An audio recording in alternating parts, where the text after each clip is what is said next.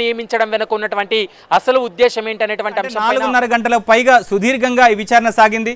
So ఈ కేసులో ప్రధానంగా సిట్ విచారణ సందర్భ ఫోన్ ట్యాపింగ్ అంశంలో సో అనేక అనుమానాలు ఉన్నాయి, సో అనేక కంప్లైంట్స్ ఉన్నాయి. సో ఇప్పటికే అనేక ఆధారాలను కూడా సిట్ సేకరించింది. సో వీటన్నిటికీ కూడా కేసీఆర్ విచారణలో ఒక ఫుల్ స్టాప్ పడుతుంది, కేసీఆర్ విచారణతో ఒక క్లారిటీ వస్తుంది అని చెప్పేసి అందరూ ఎదురు చూస్తున్నారు. సిట్ కూడా దాదాపుగా 278 మంది సాక్షులను ఇప్పటికే సాక్షుల ద్వారా వాంగ్మూలాన్ని సేకరించింది. సో దాంట్లో ప్రధానంగా ఇటు బీఆర్ఎస్ పార్టీలో కీలకంగా ఉన్నటువంటి హరీష్ రావు, కేటీఆర్, సంతోష్ రావుల విచారణ కూడా పూర్తయింది.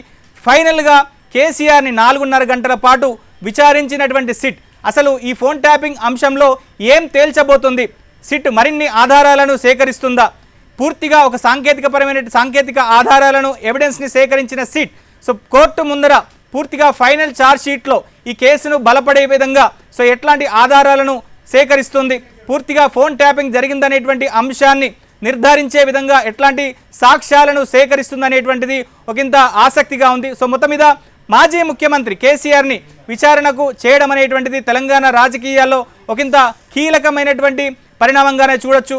ఫోన్ ట్యాపింగ్ అంశంలో ఇవాళ ఒక కీలకమైనటువంటి ఘట్టంగానే మనం చెప్పవచ్చు. సో మాజీ ముఖ్యమంత్రిని ఇప్పటి వరకు ఎటువంటి పోలీసుల విచారణ ఎదుర్కొన్నటువంటి కేసీఆర్ని దాదాపుగా 4.5 గంటల పైగా విచారణ జరపడం అనేటువంటిది తెలంగాణ రాజకీయాల్లో ఒక సంచలనమైనటువంటి అంశంగానే చూడొచ్చు. సో మొత్తం మీద విచారణ అయితే పూర్తయింది.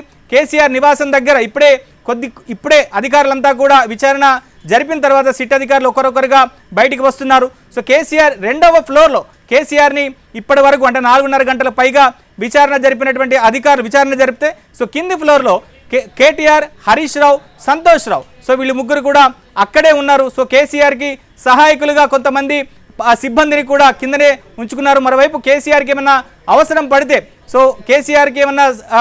పడితే అక్కడ న్యాయ సహాయం అందించేందుకు ఆ పార్టీకి సంబంధించి ఒక న్యాయ సహాయకులుగా ఎంతో కాలం నుంచి పనిచేస్తున్నటువంటి గత ప్రభుత్వంలో అడ్వకేట్ జనరల్గా పనిచేసినటువంటి రామచంద్రరావును కూడా అక్కడే ఉంచారు. సో మొత్తం మీద 4.5 గంటల